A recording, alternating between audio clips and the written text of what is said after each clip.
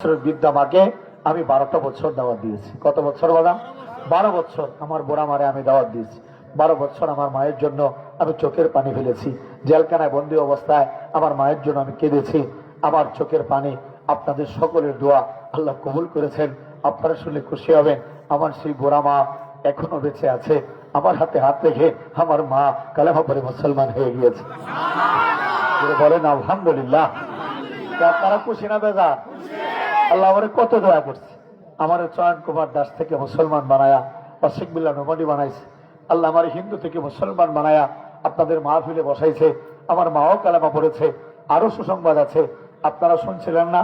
আমার মায়েরা বাড়ি থেকে বের করে দিছে। আমার একজন বাইরে আজকে সাথে করে নিয়ে আসছি। বলতে পারেন হুজুর আপনারা বের করে দিচ্ছে যে ভাই, তারে নিয়ে আসছেন? জি ভাই, ওনার পিছনে আমি মেহনত করেছি, দাওয়াত করেছি 11 বছর। কত বছর? 11 বছর দাওয়াতের পরে আমার সেই ভাই, নাম ছিল কণা বাবু, আমাদের এলাকার মন্দিরের সেক্রেটারি, আজকে আপনাদের সামনে হাজির। দেখবেন নাকি আপনারা? ধরে বলেন না, দেখবেন নাকি? ভাই একটু দাঁড়ান না। আল্লাহু আকবার। চেহারা দেখে কি বুঝতেছেন? মন্দিরের সেক্রেটারি কণা বাবু। এখন আর কণা বাবু নাই, সপরিবারে কালেমা পড়ে মুসলমান হয়েছে। বর্তমান নাম ইলিয়াস বিল্লাহ নোমানি। চিৎকার করে বলেন আলহামদুলিল্লাহ। আল্লাহু আকবার। বসেন ভাই। আমার সাথে আরেকজন মেহমান আছে, ওনার বাড়ি চট্টগ্রামের খাগড়াছড়ি। উনি সপরিবারে ইসলাম গ্রহণ করেছেন। উনি ছিল বৌদ্ধ ধর্মের মানুষ, নাম ছিল রতন চাকমা। বাড়িঘর থেকে বের করে দিয়েছে। আমি আমার বাড়ির পাশে তার একটা ঘর তুলে দিয়েছি। এখানে আছে অন্য মুসলিম যারা আসে ঘর করে দেই। এই যে মাহফিল করে টুকটাক যা পাই এই ভাইদেরকে নিয়ে ডাল ভাত অল্প খাই। আমার একটা ভাই মেহমান আসছে এখানে, একটু দাঁড়াও না। আগে নাম ছিল রতন চাকমা, বৌদ্ধ থেকে মুসলিম, বর্তমানে আব্দুর রহমান নাহিদ। চিৎকার করে বলেন আল্লাহু আকবার।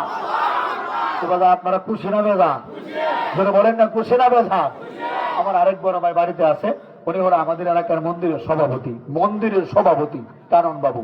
ওনারা দাওয়াত দিয়েছে 12 বছর এবং আলহামদুলিল্লাহ উনিও কালেমা পড়ে মুসলমান হয়েছে।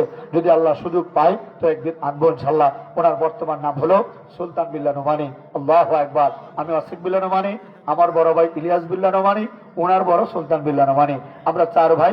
4 ভাইয়ের মধ্যে 3 ভাই মুসলমান, 1 ভাই হিন্দু। আজকে আবারও আপনাদের কাছে দোয়া চাই, আমার বড় ভাইটার জন্য দোয়া করবেন। ওনার নাম হলো মহাদেব। আল্লাহ যেন আমার ভাইটাকে হেদায়েত দান করেন। সকলে বলেন আমিন। আল্লাহু আকবার। এই যে আমরা যে আজকে নমুসলিম ভাইরা আপনাদের এলাকায় আসছি, আপনারা মুসলমানরা কি খুশি হয়েছেন? একটু না অনেক বেশি? একটু না অনেক বেশি?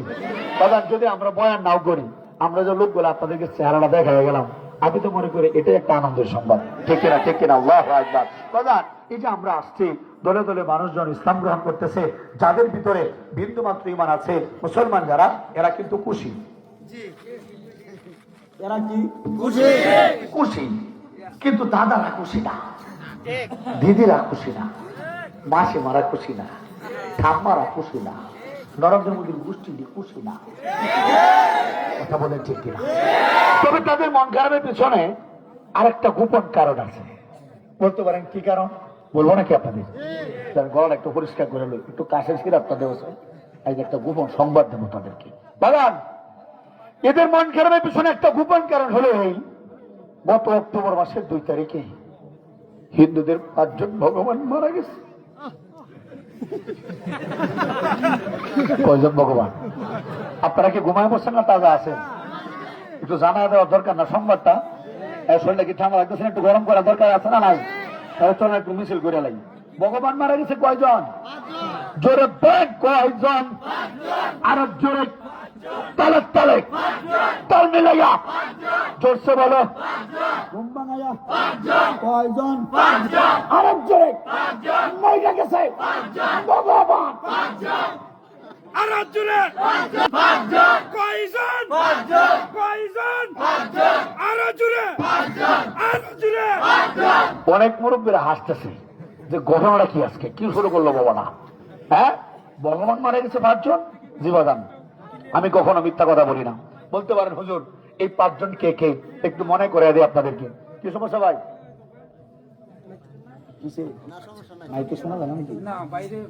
একটু পরে কুমার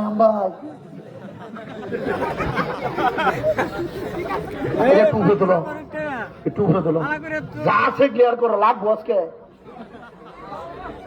না জানতাম না তো আজকে।